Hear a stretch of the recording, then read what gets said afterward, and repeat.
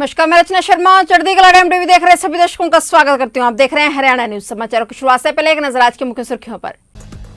CM Khattar ने press conference में कई योजनाओं का किया जिक्र। पोस्ट ग्रेजुएशन करने वाले हर व्यक्ति का बनेगा पासपोर्ट। 1 अप्रैल से नया वित्तीय शुरू, कल से गेहूं की खरीद होगी शुरू। हरियाणा में फिर बढ़ने लगा कोरोना का खतरा, केसों में हो रहा इजाफा। और अब समाचार विस्तार से। हरियाणा के सीएम मनोहर लाल खट्टर ने आज चंडीगढ़ में प्रेस कॉन्फ्रेंस बुलाई। इस प्रेस कॉन्फ्रेंस में सीएम ने कई अहम मुद्दों पर अपनी बात रखी। सीएम खट्टर ने इस दौरान भाजपा कार्यकाल की उपलब्धियों को भी गिनाया। वहीं उन्होंने लाल डोरा और जल प्रबंधन योजना की भी बात कही।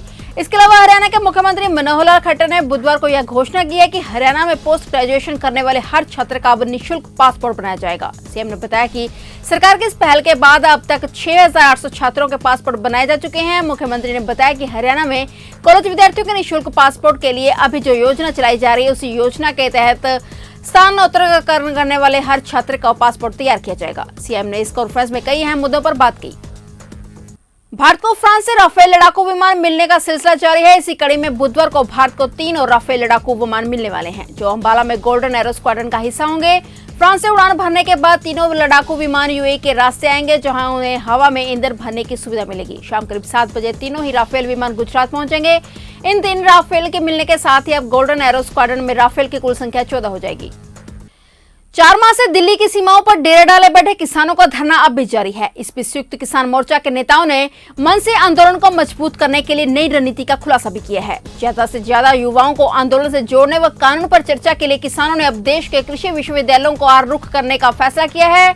इस निर्णय के तहत पहला कार्यक्रम लुधियाना के कृषि विश्वविद्यालय में 3 अप्रैल को होगा, जिसमें युवाओं के सामने देश भर की किसान एसोसिएशनें सामने होंगी और कृषि कानूनों पर चर्चा करेंगी। साथ ही इस चर्चा में यह बताया जाएगा कि किस तरह से 3 नए कृषि कानून किसानों के लिए फांसी का फंदा है। हरियाणा के रोहतक जिले में एक दर्दनाक सड़क हादसे में 4 युवकों की मौत हो गई। हादसा जिले के हिसार रोड पर हुआ, जहां एक अज्ञात वाहन ने कार को पीछे से टक्कर मार दी। टक्कर इतनी जबरदस्त थी कि कार बीच सड़क पर पलट गई। इस हादसे में 4 युवकों की मौके पर ही मौत हो गई, जबकि एक गंभीर रूप से घायल हो गया है। हादसे की सूचना मिलने के बाद पुलिस मौके पर पहुंची और शवों को कब्जे में लेकर पोस्टमार्टम के लिए भेज दिया गया। वहीं राजीव निवासी समर गोपालपुर गंभीर रूप से घायल हो गया, जिसका इलाज रोहतक पीजीआई में चल रहा है। पुलिस का कहना है कि मामले की जांच जारी है और जल्द ही आरोपी चालक की पहचान कर उसे गिरफ्तार कर लिया जाएगा। हरियाणा में कल गुरुवार से 1 अप्रैल से कई बदलाव होने जा रहे हैं, जिसका सीधा असर आप पर पड़ेगा। 1 अप्रैल से नया वित्त शुरू हो रहा है। इसके साथ ही उन तमाम घोषणाओं पर अमल शुरू हो जाएगा जिनके लिए राज्य सरकार ने बजट में प्रावधान किया गया है। राज्य में गेहूं की सरकारी खरीद 1 अप्रैल से शुरू होने वाली है। किसान आंदोलन के चलते राज्य सरकार इस वर्ष फसल खरीद को लेकर काफी गंभीर दिख रही है। इसी प्रकार बुजुर्गों को भी इस महीने से पेंशन 250 रुपए बढ़ाकर मिलेगी। बता दें कि मुख्यमंत्री मनोहर लाल खट्टर ने जब हरियाणा का वर्ष 2021-2022 का बजट पेश किया तो उस बजट में कई राहतों का ऐलान किया गया था, जिसमें सरकारी स्कूलों में 12वीं कक्षा तक के सभी छात्रों के लिए मुफ्त शिक्षा देना भी शामिल है।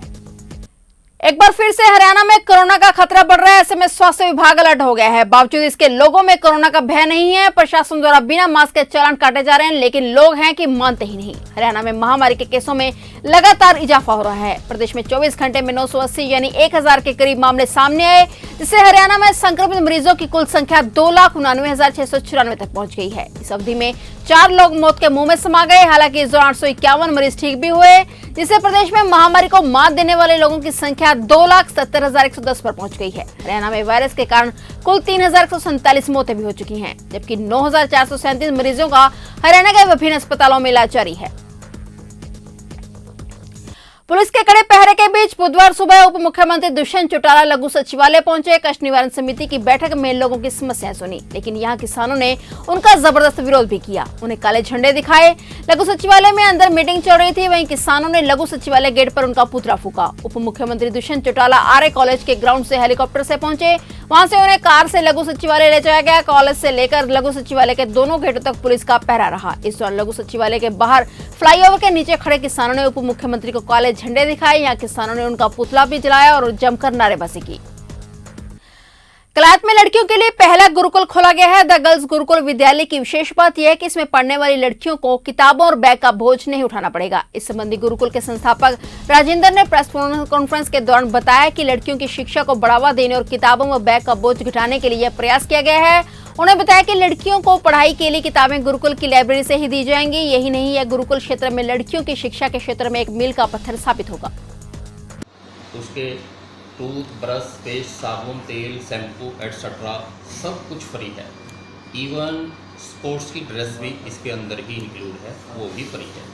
स्पोर्ट्स की स्पेशल कोचिंग होगी, NIS क्वालिफाइड कोचेज होंगे और हमने यूनिक स्टाफ रखा है जो शायद ही किसी कॉलेज में या यूनिवर्सिटी में मिलता हो। हमारे पास लगभग 20 का स्टाफ।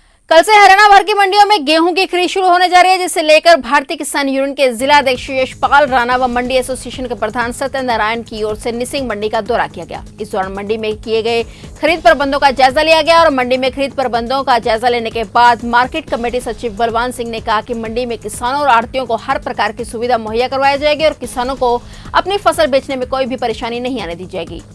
सेक्रेटरी साहब से मिले आने पानी की व्यवस्था, सड़कों की व्यवस्था, किसानों की जो सी दिक्कत आती थी अपने जाम लगने की व्यवस्था, तो सेक्रेटरी साहब ने कहा है भी हमने पूरा अपनी व्यवस्था ठीक कर रखी है। कोई भी किसानों ने दिक्कत नहीं आने की आपके सीजन में भी। जितना भी पानी का इन्होंने कहा अभी अगर पानी की दिक्कत आओगी तो हम बेशक मार्केट कमेटी से भी किसानों को पानी की सुविधा करवाएंगे और जो भी है सफाई की सुविधा है, मंडी का भी थोड़ा क्या है, सफाई भी की व्यवस्था भी ठीक है। पानी के पूरा कल से सारे का चालू कर देंगे इनको। और इस सीजन में किसी किसान को भी कोई दिक्कत नहीं आएगी। आए कोई दिक्कत आए किसान भाइयों से मेरा निवेदन है कि वो किसी चीज की कोई दिक्कत आए वो बेशक मेरे को।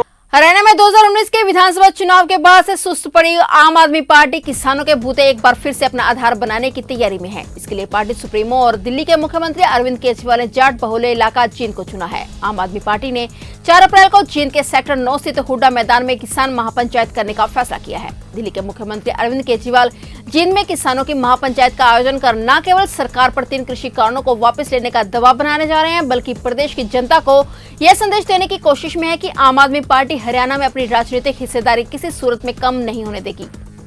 फिलहाल हरियाणा न्यूज में इतना ही। तब तक के लिए देखते रहिए चढ़ती कला टाइम टीवी और मुझे दीजिए इजाजत। धन्यवाद।